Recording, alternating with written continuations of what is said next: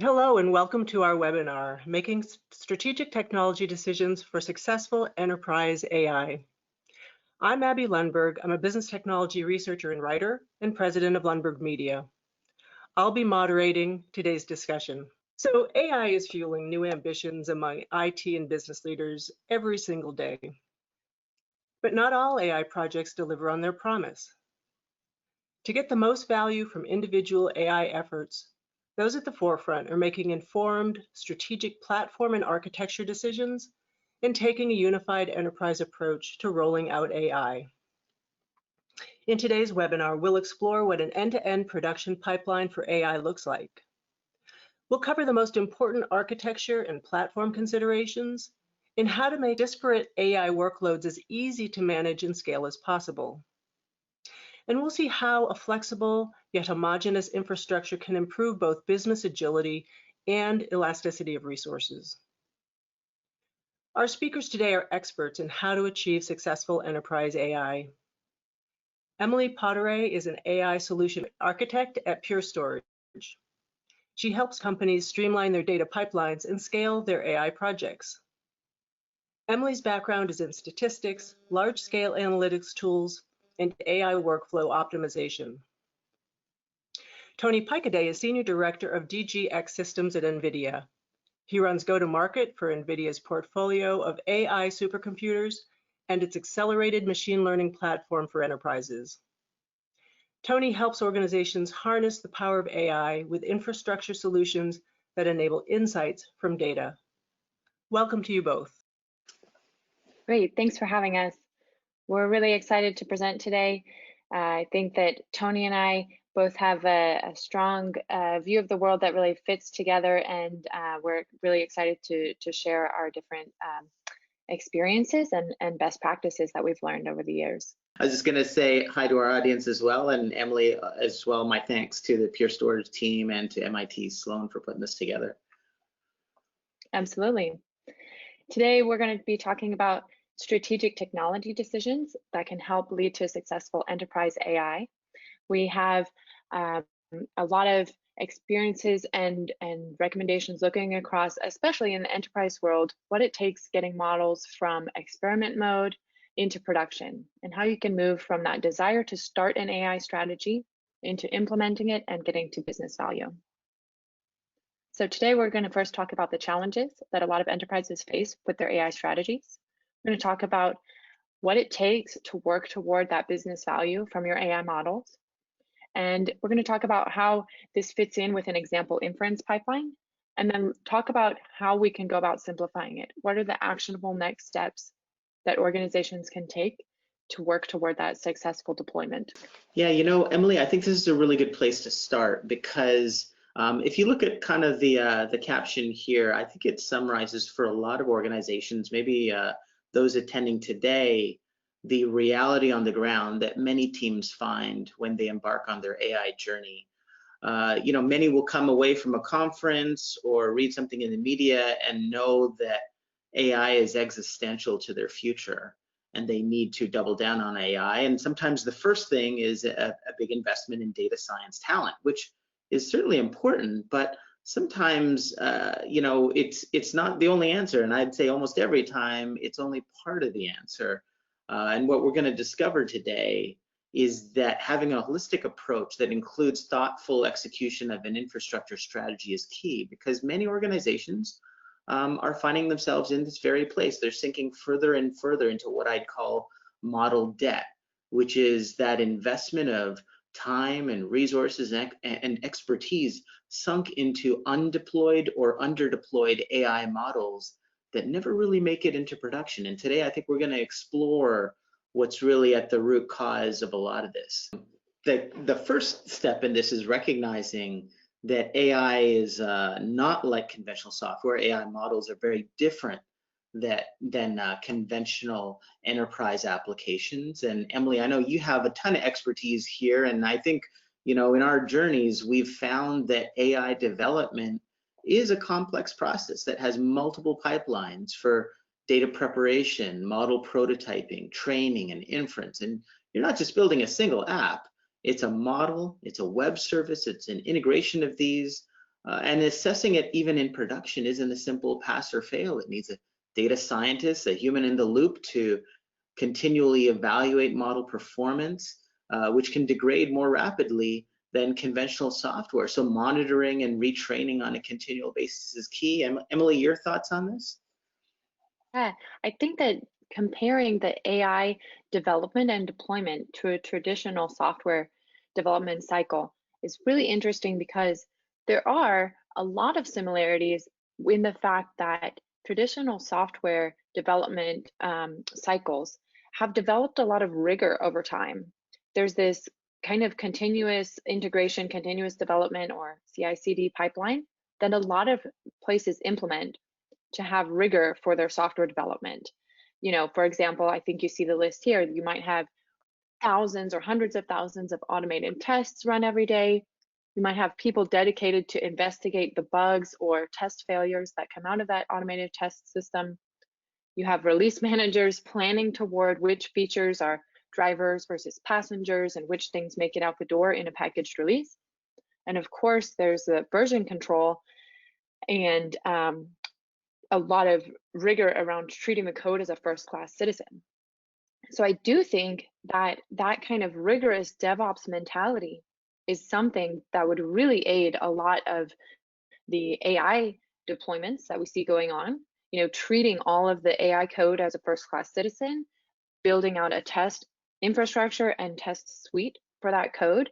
But like Tony said, in addition to that, AI models have this problem of drifting over time and to need this constant cultivation. So unlike traditional software code where you can ship it and then that feature is in the field ready to be used, and you know, you do some small bug changes or incremental fixes as you go. On the flip side, these AI models require a lot of nurturing.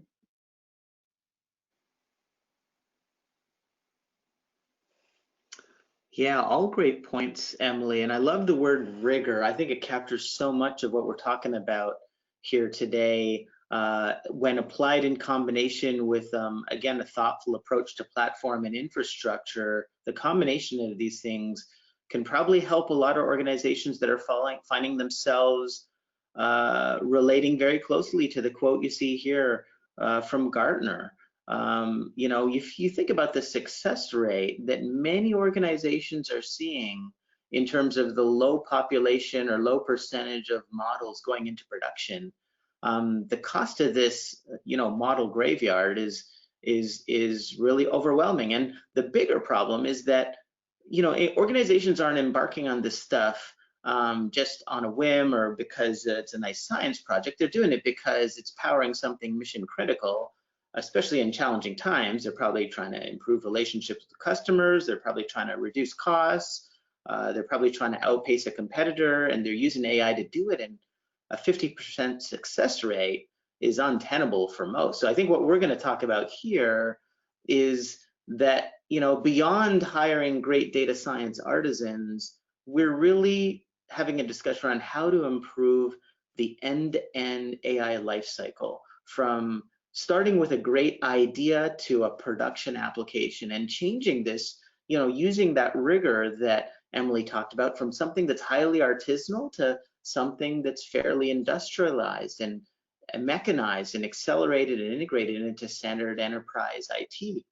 And as you see on this next slide, you know, another symptom here, right? This extensive time cycle involved in getting those models into production. If we solve the problem, namely the divide that exists between data science experimentation and DevOps culture and rigor, we can actually see this time frame shrink dramatically, right? And what we're going to talk about here is how to eliminate this problem of operating in silos, how to reduce friction, how to think about the right tooling and tool chain that needs to support this workflow. And ultimately, I think talking about how the right platform puts all of this together. Emily, thoughts? Yeah, I think that it's, you know, one of the takeaways that I've had over talking to so many teams is that it really requires looking across the org, as you'll see here in this slide, that the data scientists are shouldn't always be tasked with solving the entire stack of the problem. And they might not have the habits of the best practices. They might not have the knowledge about DevOps tools or infrastructure. These people, like you said, love to be artisans and tune the models and work on how this model is getting to really great accuracy. So I think that one of the things you'll hear us talk about is that across the org, the rest of the teams need to be in sync and in lockstep planning toward the production AI, whether that's at the executive level to help get this buy-in across the org, or at the IT teams to think about what they can do to take ownership in driving simplicity for the data scientists. So definitely the goal is to reduce that 8.6 months into something that helps people get their models out the door a little bit faster. Great point. You hit on something, and that is really about how I think in many of the organizations who experience the low success rate, the rising model debt, the increasing kind of model graveyard problem, I think it's symptomatic of organizations that are probably placing too much of the burden and onus on the data scientists and making them responsible for the full stack instead of thinking about this with the rigor and discipline of having an end-to-end workflow. And here on this slide, we put kind of the two camps together, right? The data scientists and DevOps. In many organizations, these two circles are probably as far left and right of each other as they can be, and may not even know that each other exists, right? But we really don't want data science teams wrestling with code or building platforms or infrastructure. We want them creatively experimenting and iterating as fast as possible to get to a model that offers the highest predictive accuracy for a specific business problem. And conversely, we want IT DevOps and especially data engineers, I guess, within that camp, who can build pipelines that enable effortless mobility of data sets across the entire development workflow, and working with the infrastructure team to deliver the resources and performance that speed iteration cycles and are manageable within an IT DevOps setting. And I think what you're going to hear, especially from Emily's piece that's coming up, is about what that right architecture looks like for success to enable that end-to-end data pipeline that actually fuels innovation and results in more models making it from concept into production. Yeah, I think that it's really exciting to see the IT team being, listed here as a partner with the data scientists. I think that it's, one of the things that both Tony and I and a lot of our colleagues really try to share the message that IT teams should feel empowered, that they can make a real impact to an organization's AI strategy and acceleration. I think that this is a call to action that IT teams, not only should they be consulted, but they should also be right there at the table helping to make these decisions, and that this is a real opportunity for IT to say, let's do things in a way that your data science work is backed by something that actually enables greater scaling and more experimentation, more data scientists, and really make it future proof. And the other thing I would like to call out is that I think we've all heard the term full stack data scientist. I think that that's a really tempting solution for teams that are starting their AI strategy. They want to have a data scientist that's going to be able to, maybe they're only working on one model, but they get it all the way to production and they ship it and monitor it. And I think there's just such a breadth of topics that are involved to be really successful at keeping that model deployed at high accuracy, at scalable inference, and all of those topics will take away from the data scientist's experimenting time. So making sure that multiple activities and roles are named in this process beyond data scientists, I think is really critical for teams. So I think that a lot of teams sometimes are already starting to split this out, a lot of LOB teams, and you might have what you see come up as kind of shadow AI projects, where you have you have maybe one person who's eager to teach themselves about data science. They're eager to explore and experiment. And in order to do that, maybe they even get some shadow IT projects going to support that project. And a lot of times we see that the organization doesn't have executive buy-in. This is a really big problem. They're waiting for this one gal to finish her research and prove out that AI is going to be worthwhile to the business. And starting this in this kind of unofficial way leads to a lot of sprawl and inefficiency in the project planning and the infrastructure as things grow and as the business does commit to that. So I think that the real guidance here is that the AI leadership and the IT infrastructure leadership need to be at the table together from the beginning and plan towards something that is going to be more permanent and more thoughtfully and efficiently built toward that future scale. Yeah, Tony, what are your thoughts there? yeah, it's a great point here because especially when you talk about the leadership levels that need to be at the table, oftentimes they might also be missing another benefit of taking this approach. Namely, if they can eliminate the pockets of shadow AI, right? I mean, the shadow AI and shadow IT are happening as a symptom of a lack of an infrastructure strategy. And if they really lean into this and think about how to get in front of it, obviously they're going to speed success for their business because the team will work faster. But most importantly, I think what they're going to do is be able to centralize a lot of infrastructure, but also expertise and process.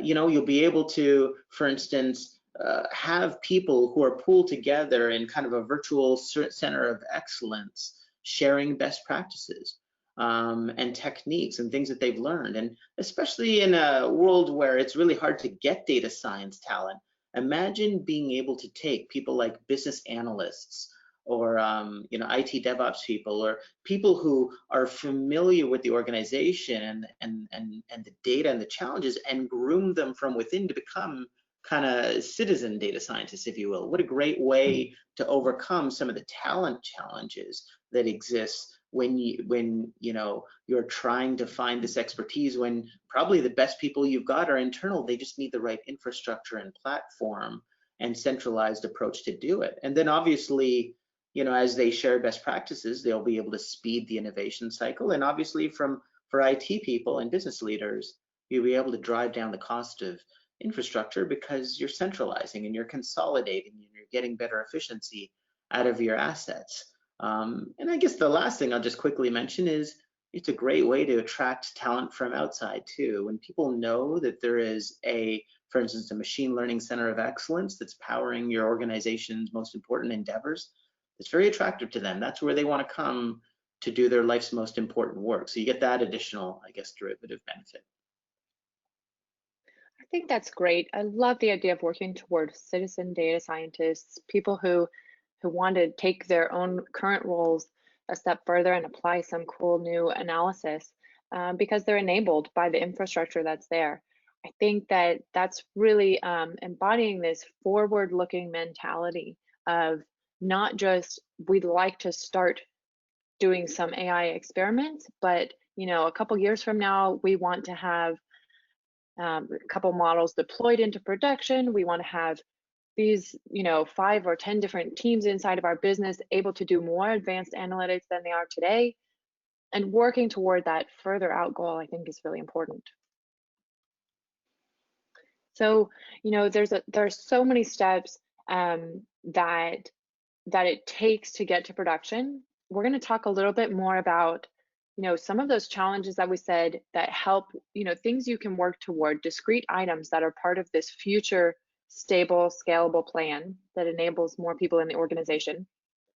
And all the while, we should keep in mind that we're working toward business value. We're not working toward exploration. We're not working toward let's do some deep learning training. But hopefully these things make it out into the sun and are able to actually make a difference in the organization. So we use this term ML ops. You may also hear AI ops. And that's really about bringing this DevOps rigor and mentality into an AI world, into an ML world, and thinking about that end goal and how you support it the whole time that you're doing the exploring and other intermediate steps. So just to put, this is just an example. We're going to put some names on some of the components. So this would be if we're working toward the goal of your data scientist did some great model development, you have really high predictive accuracy in the models, let's deploy them to production. When the model is deployed, let's look at the bottom half of this slide first. First, you would need to let's say that we're ready to do inference on, let's say we've got a whole bunch of medical images coming in through our inference pipeline. Well, those raw images need to land somewhere. They need to be ingested. They probably need to be processed a little bit. So for example, here in this middle gray box, we're doing some tiling or chipping, which means that a very large image came in and we actually need to slice it up a little bit into smaller pieces to feed into our inference. So that's another step of work that needs to be managed. And then the third piece of that image part is that we're actually going to execute the inference. So maybe we're serving up some endpoint that we can feed the chipped images into to receive the recommendation from the system about, maybe is this person healthy, unhealthy, they have some kind of disease or cancers, or this drone is flying over a civilian area versus a private area, and so I think that there's so many inference examples. I think we all have that mental model. So those are a lot of pieces where the data sets need to be managed. And then on top of that, let's say that you have chosen something like Kubernetes, maybe as your example, containerized system for scaling. And that's going to let you stamp out a lot of these components inside the blue bar that you need to grow very easily and reproducibly. And so putting that in a container environment really helps keep things simple and centrally managed. But within that, you might have some kind of message queues. So for example, you need something between these processed data sets and your inference to say, all right, inference, API or endpoint, pick up my next tiled image. So you might need a message queue, maybe like Kafka. A lot of times developers want some kind of IDE. You might have multiple developers trying to use Jupyter notebooks and trying to manage their own Jupyter servers. Across all Docker container system, you might need a Docker registry for storing and serving those Docker images. You might as well have structured data. So for example, you might have telemetry data, maybe for this person who's sending back their X-ray images from the hospital. Maybe you also have information about their pulse during that time, or whatever other more structured data that you need to correlate. And then across this cluster, I guarantee you that your DevOps team is going to want to monitor the health of this cluster. You're going to want to make sure that it stays up, that it's highly available, and want some alerting when things go wrong. So I know that's a lot of details to throw out there, but I just want to give an example that we can put in our heads of the components that need to be brought together in the end to enable a fully fledged pipeline. Coming back to that software development example, where you have the continuous integration, continuous development, automated test cycle. In that, there's a lot of components that are running all the time that people depend on to alert them and to summarize the status, and there's a whole world that supports that code that we need to start thinking about bringing to AI projects as well. I think that one of the simple things we can do here, so if you see here, there are all of these data silos. Every piece here requires data.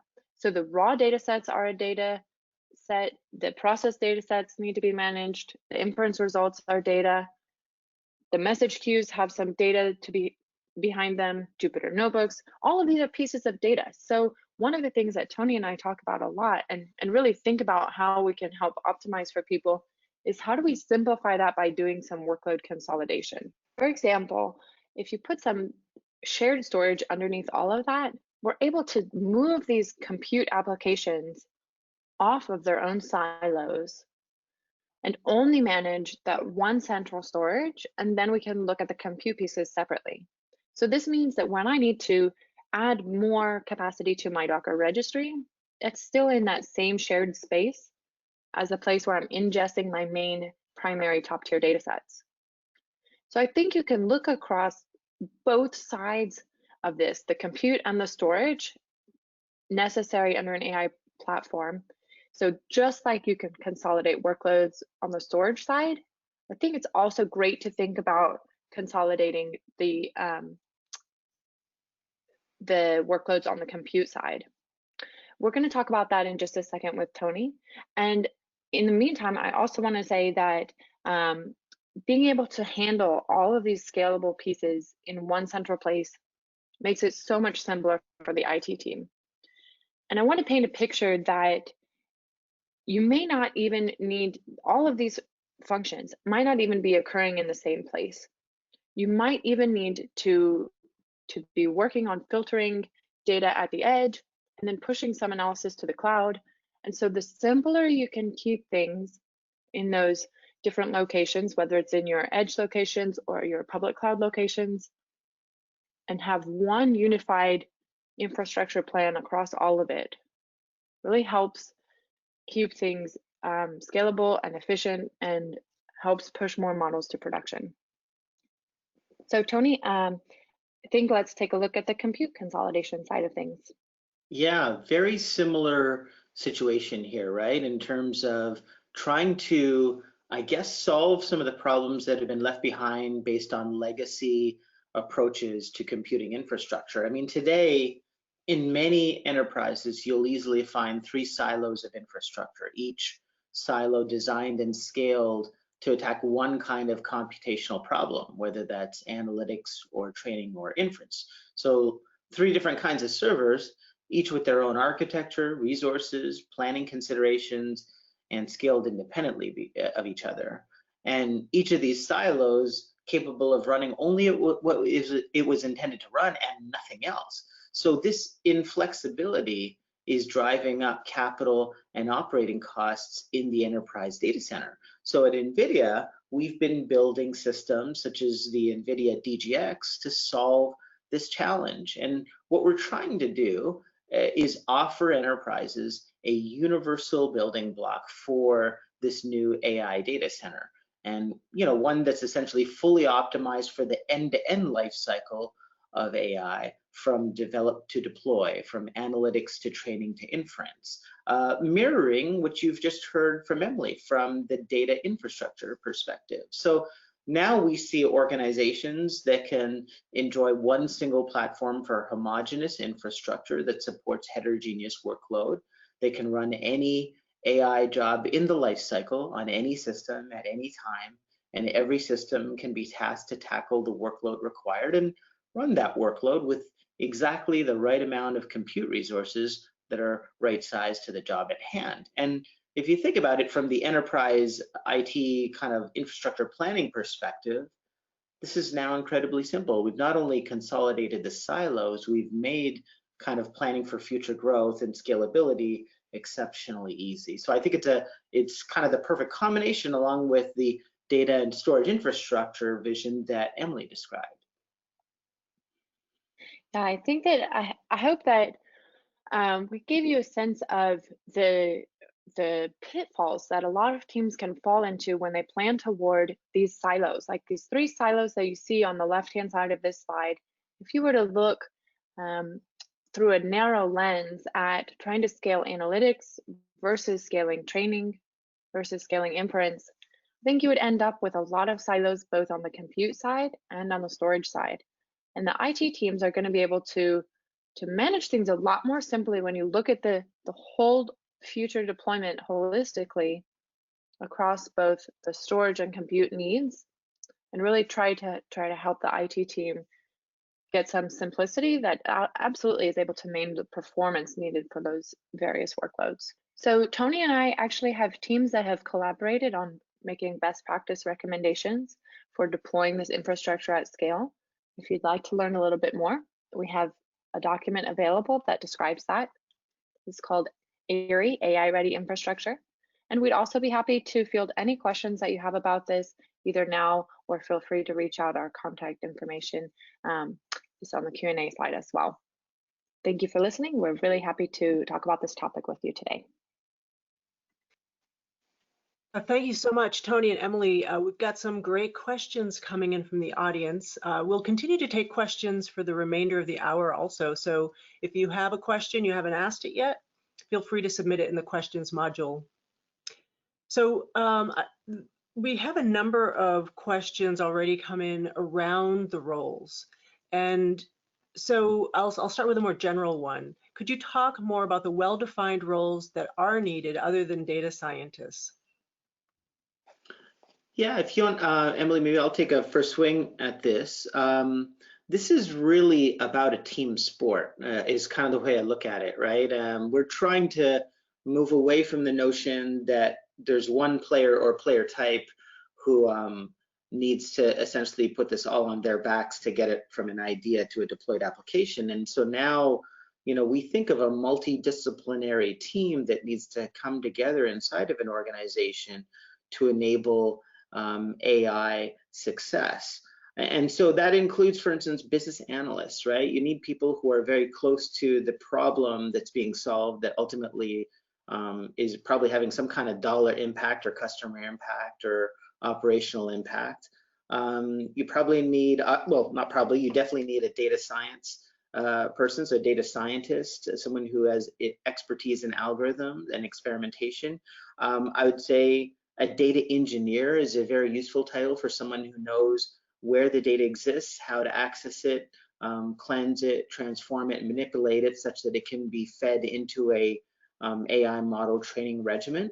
Having people involved from the IT side, like from a DevOps perspective, who are familiar with that DevOps rigor and practice to build that kind of end-to-end pipeline. I think application developers, because eventually you need this AI model to be deployed in inference, but most importantly, either wrapped in code or in a web service or an API or something that essentially distills its value into the hands of the users who ultimately need to get insights from data or answers to their questions. So I think it's really all of these roles that have to come together to get AI models or AI deployment success. But Emily, what do you think? I think you named exactly the set I would name as well. I think that one other thing I would call out is that I have a colleague who likes to remind us that the IT person might need to learn a couple skills and do a little research here. And to empower them, he likes to use the phrase AI engineer, so that the IT folks really can feel empowered to be the AI team's support and a backbone to that project. That's a great one. I'm surprised I left that one out, Emily, because I just read something yesterday that said AI engineer or ML engineer is going to be one of the fastest growing titles, to your very point. So thank you for pointing that one out. We do have a couple of follow-ups on that question, and one of them is, so the question is, or the comment is, many time models are developed inwardly instead of getting the end users or stakeholders input to an extent that is necessary. It creates a huge disconnect with vast implications down the road. So I guess the question is, and you did mention, business analysts and stakeholders, how do you get them involved? I mean, if these disciplines have been sort of siloed and isolated and artisanal in nature, how do companies successfully get those end users and business stakeholders involved, and when?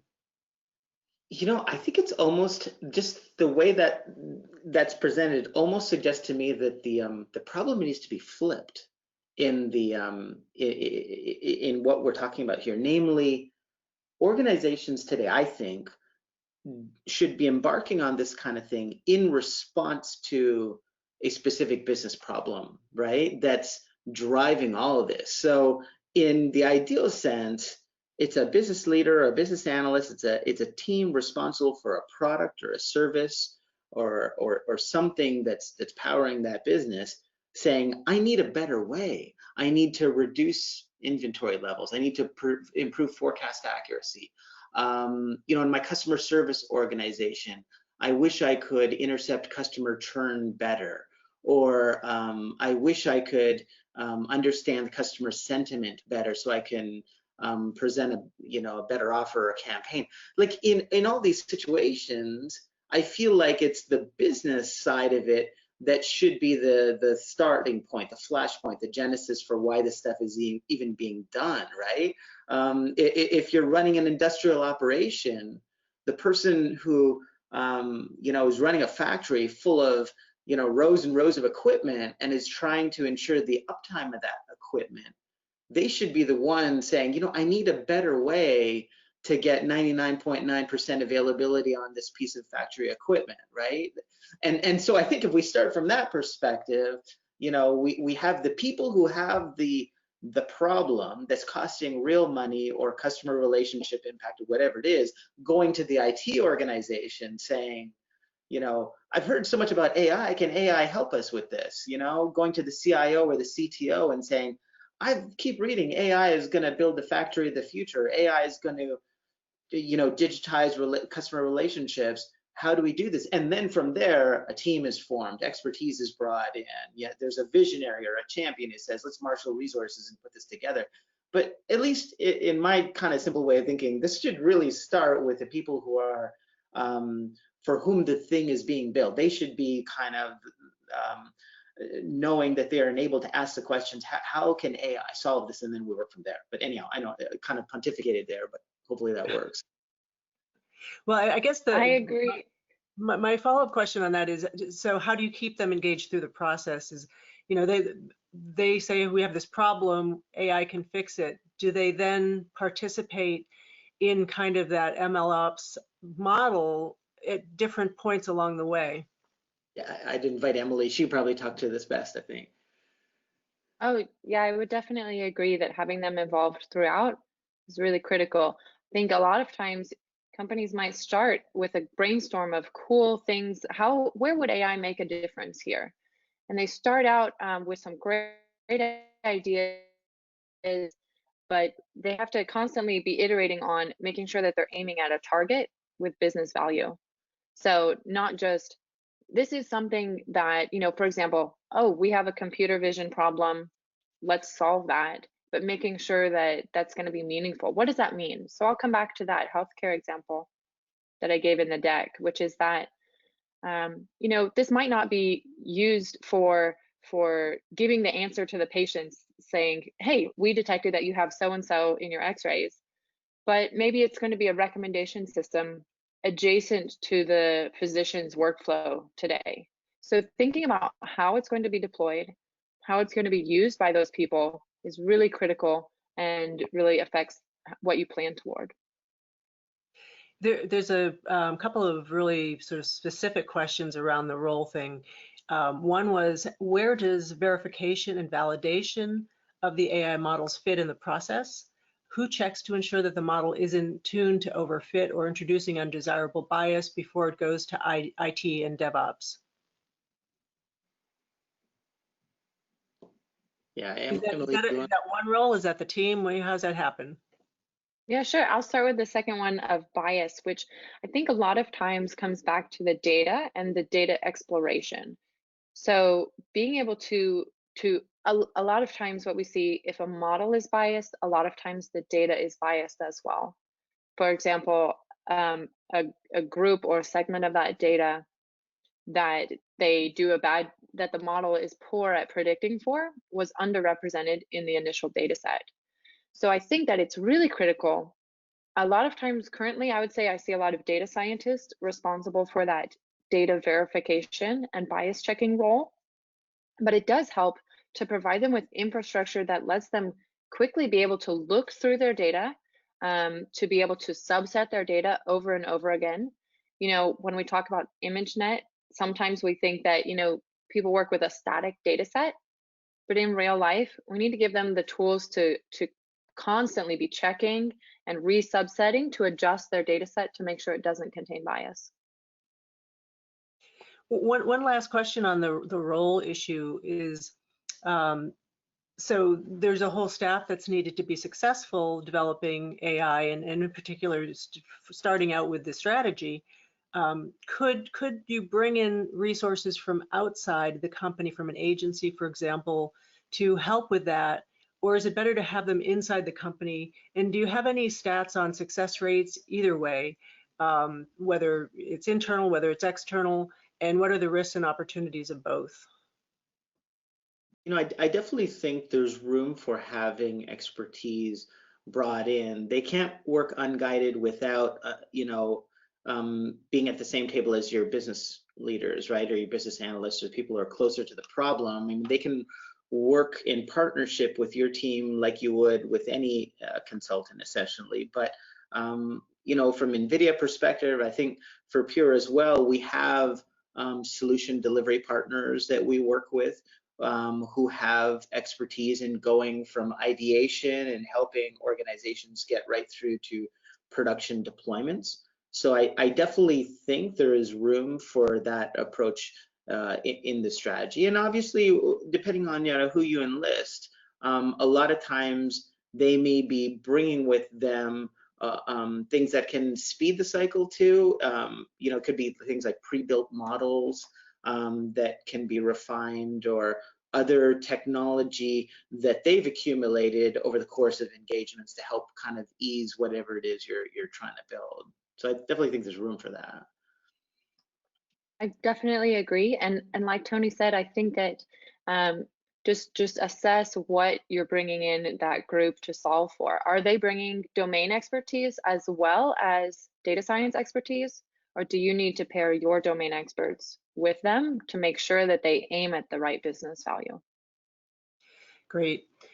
So shifting gears a little bit, this is a question that I really like and I think is super timely right now. What do you do to adjust models when circumstances change dramatically, and sort of the reality that you based your models on in the beginning, things have really changed? And the example that this questioner uses is the UK education sector had a bad summer with a model to predict exam results due to COVID-19. The bad summer was due to COVID-19. The IT and data models may have been well designed and implemented, but they missed a reality check on consequences. Does good practice also include a focus group approach of model consumers to sense and check the results as things evolve? I'll take a first swing at this, and that is, I do think that the ongoing, irrespective of kind of what we're going through right now, I think there is a best practice around ensuring that you have humans and technology in the loop that is continuously watching for model drift, whatever the cause or source of that is, right? And this stuff can drift unlike any other enterprise application you might be building or experienced in. And it's one of those things where if you, for instance, embrace some of the ML ops platforms and technology that are out there, I know for both Nvidia and Pure, we have kind of an ecosystem of kind of ML opsware that we work in partnership with that helps you implement some of that rigor that we talked about, so including like versioning and management of data sets and experiments, as well as tracking model performance in production. I think if we have that discipline in place, that'll be the first thing to trigger when in fact we're going wildly out of performance or out of spec for where we think the model should have been. That can be kind of the tipping point, if you will, to I guess bringing the model back into the kind of the training regimen and figuring out, okay, so now how do we now recalibrate this based on new data? But I don't know, Emily, I'd love your thoughts on this too. I think, like you said, setting the right expectation about having that rigor ahead of time really helps. The story we've all heard it so many times of someone built a great model They did the experiments, got to a model that they pushed out, but when they realized they needed to retrain the model, it kind of couldn't really recreate everything that they had done before. It was so hard to come back in and restart the process and figure out what steps they had taken.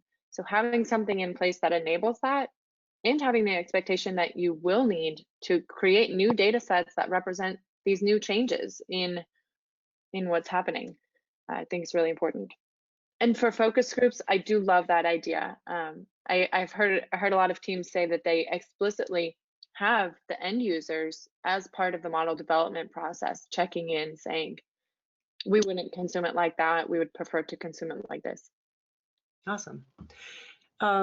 So what about, what you've talked about is, it's pretty clear to see how it applies to a large organization. What about for a smaller business? And the question is, can small businesses leverage AI for business development, considering their severe constraints of resources, both human and financial? But even more broadly than that, you know, do smaller businesses have to take a different approach, or does this apply? You know, the good thing is that there is a spectrum of approaches that you can use when you want to embrace AI, right? And you know, some of what we've been talking about is very typical of what you'd find in a larger enterprise. And I think even for those that are on the opposite end, that are much smaller, there are additional consumption models for how you access infrastructure, like the kind of infrastructure we've been talking about. Because I think all of us in this space have been working really hard to try and democratize AI, not only the supercomputing side of it, but also the storage and the data technologies, you know, making this more accessible to organizations of every size, right? Sometimes, you know, the very earliest part of your AI exploration begins in cloud, right? And there's a lot of great technology in cloud. From an Nvidia perspective, we put a lot of our best tools and software, make it available in the largest cloud service providers today. We want anybody who you know, starts their AI journey, from the first time they research a framework or a model type to the time when they build an enterprise application, we want them to be able to have a productive experience. So there's definitely tooling and valuable content out there that can help you no matter where in that journey you are. If you're a little bit further down and you, for instance, you need high performance infrastructure, we're working with an ecosystem that offers these things in an OpEx model. Maybe you don't have capital budget to do this stuff. Maybe you don't even have a data center. We have lots of organizations that simply don't have a data center, but they know that the level of deterministic performance they need for their development effort is something that they want dedicated infrastructure for. We have solutions for that. You know, there's organizations that offer the airy infrastructure, as we talked about, available in an OpEx model, situated in a colocation facility that could be parked right next to your data lake, for all we know, right? But it's kind of getting the access to the high-end infrastructure without having to, you know, provide the facilities and all the other overhead that goes with that. So I would say there's a whole spectrum of approaches that can fit you depending on where you're at and what your IT sophistication is, so to speak. Yeah, I almost see that there's kind of a tipping point at the state where organizations are doing constant training 24 hours a day. They have enough content to constantly be training. It's kind of my mental model for the break point. So before that, if you're doing experiments, you know, a couple a day, I think like Tony said, the public cloud is a great place to get to have really easy onboarding for tools and services. And I would just say, don't fall into the trap where just because you only have headcount for one data scientist, that all of the responsibilities should come to them to go learn about all of the tools. So however you can augment that with, you know, advisors across the company, I think is great. So this question is, you mentioned training as being important, and based on the rest of the question, I'm assuming they're talking about training people, not training models, because the rest of the question is, who needs training and how should it be delivered? What did those different stakeholders need to know specifically about AI to be able to participate on that team successfully? Yeah, it's a good point. I think that you need people to understand. Emily's laid out this workflow and this pipeline that exists to go from a concept to a production application. I think what's really important is that I don't think that the team necessarily needs to understand algorithms or model types or any of the complexities that are inside of this, depending on where you sit in the multidisciplinary team. But I do think people, the organization at large, the folks that are coming together to solve this problem need to understand that when we embark on this, this is what that journey looks like. This is what that pipeline looks like. This is the rigor that we need. This is the highly iterative nature of what it is we're going to build. And by the way, when we throw it into production, we're not done, because this is a continuous loop of evolution of this model, because models do drift, data sets change and so forth. So I almost feel like it's an orientation around what the end-to-end pipeline and the workflow looks like, so that people are bought in mentally and understand what this is and how it's different than any other application they've probably built or deployed in their past. But I don't know, Emily, your thoughts on that? I agree 100%. I agree that the domain experts that you bring in, maybe the end users of the model when it's deployed, they don't necessarily need to know how the training and the layers of the model work together, because really we should be solving for their workflow and how it fits in. So if it's necessary for them to think about how the model made its decisions, that may be true. But other times maybe they just want the output and want to be able to get the final result. So we have time for one more question. And this is kind of a hard question to ask, because there are a lot of challenges and a lot of solutions to those challenges. But if you had to pick one thing, what's the biggest challenge when it comes to taking AI from the lab into production at scale? And whose problem is that to solve? I'll go first. I care deeply about this. I think the number one problem that I see a lot is that executive buy-in to commit to the future scale. So many times more people could be enabled if more people could take part if they were enabled. Like Tony's saying about other groups, once that infrastructure exists, once the data sets are available to people, the process can accelerate and the organization can move faster. So getting that organizational buy-in to jump, to not wait for this experimenting phase to draw out, I think is really critical. That's such a great point, Emily. I think it makes total sense. I agree with everything you just said. And you mentioned this point about accelerating. I think it's so true, because this stuff is like a flywheel. You tack a small pragmatic use case in the beginning, maybe something low-hanging fruit, not too complex, not too grandiose, but just simple, relatable to a business problem. You implement it, you have some success, and the team kind of gets some muscle memory around how to do it, and it does become, I think, like a flywheel. It spins faster and faster, and that exec sponsor that you pointed out, they can use that to champion more resources, bigger platform infrastructure and budget and so forth. So I think you hit the nail on the head. Just a follow-up on that.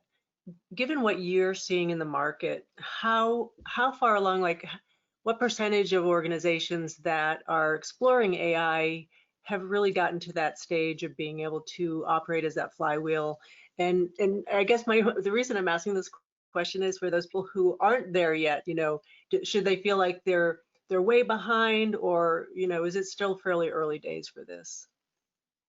Every time I see numbers on this, it generally paints a picture that the majority of enterprises are probably still at the kind of the early adopter, early exploration phase of it. There are obviously some organizations that do extremely well and have well-formed, operationalized AI centers of excellence or machine learning centers of excellence, right? But the vast majority are sitting at various points of maturity, from, trying to figure out, what AI really is or isn't, to trying to understand pragmatic use cases that they can deploy, to trying to solve the whole issue of the divide between data science expertise and the infrastructure and the DevOps that they need. So I don't think it's a situation where the vast majority of enterprises are in one camp or the other. You'll find kind of this normal distribution that exists all along the spectrum. I think for those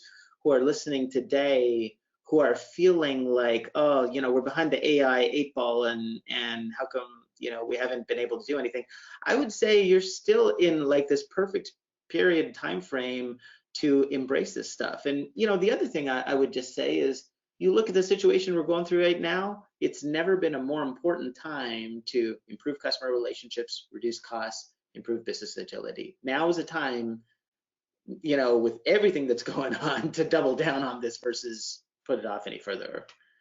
Yeah, so we are just about out of time. Thank you, Emily and Tony, so much for this excellent talk. So final thank you to our sponsors, Nvidia and Pure Storage. So many companies are really wrestling with how to make the most of AI right now, and we appreciate you leading this conversation. Thank you so much.